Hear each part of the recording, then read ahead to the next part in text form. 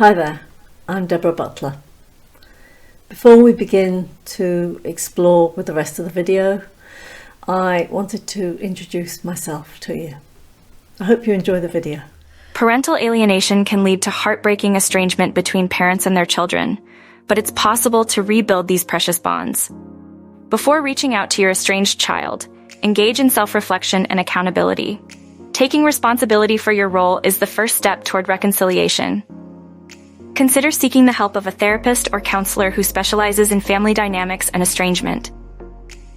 They can assist you in processing your emotions and offer guidance in reconnecting with your child. Reach out to your estranged child with a message expressing your desire to rebuild the relationship. Encourage open and honest dialogue. During your communication, express your own feelings and acknowledge the pain of the past without shifting blame. Reconciliation often takes time, so be patient and respect your child's boundaries. Allow the process to unfold naturally.